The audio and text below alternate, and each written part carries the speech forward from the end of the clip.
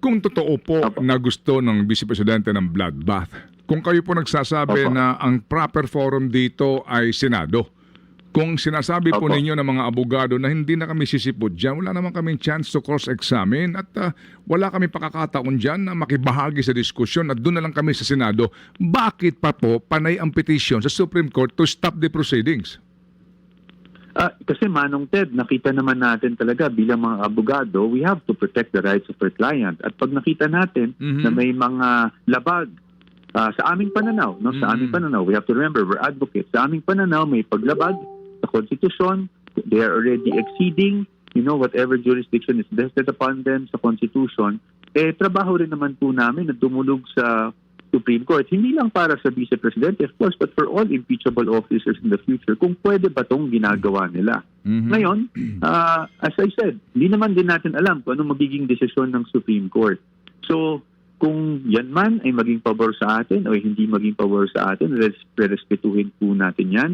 At kung, of course, I don't want to speculate, pero kung yung cameraman ay magdesisyon na iakyat yan sa Senado for trial, we are also ready for that eventuality po. But sa amin, we are not trying to suppress anything. Pero I think kailangan din namin bilang abogado na protektahan talaga yung rights ng aming kliyente, lalong-lalo na pag nakikita namin na may infirmities dito sa ginagawa nila. Kasi, for example, Manong Ted, ang pinag-uusapan lang dapat natin, hindi pa pag-impeachable offense, ay yung years kung saan ina-occupy ng impeachable officer yung opisina, which is 2022 to 2025. Pero nakita naman natin dito na mula 2006, I think, or 2005, yung mga records na pinasasabina, which is no longer relevant really kung talagang impeachment ang hangarin natin dito. Well, siguro sa kabilang kampo naman, relevant yun kasi nga gusto namin makita yung pattern. Di ba? We would like to lay the predicate, nga, na kung saan ang gagaling yung deklaradong yaman. I mean, for the other side. No? Well, anyway, so bottom line dito po, ang binabanggit nga po ng iba, sorry po, attorney, ito lang ho.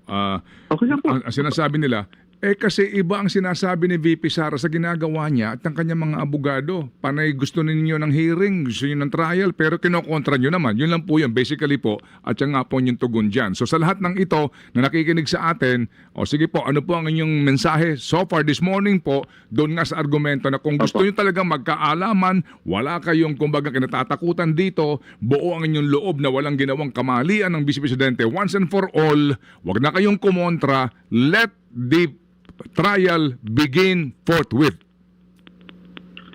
Well, number one, Manong Ted, again, kung hindi naman kami ang naging rason ng constitutional infirmities, so kung may constitutional infirmities man, talagang karapatan ng isang respondent na dumulog sa Supreme Court.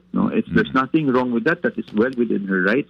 Pero kung mapunta man sa trial ito, ay handa rin po talaga tayo. Hindi naman tayo nagbago ng stance po doon. Handa po tayong harapin point by point lahat ng mga aligasyon na yan para din naman mapakita natin sa taong bayan na walang basehan yung mga nilalabas ngayon laban sa ating Vice President.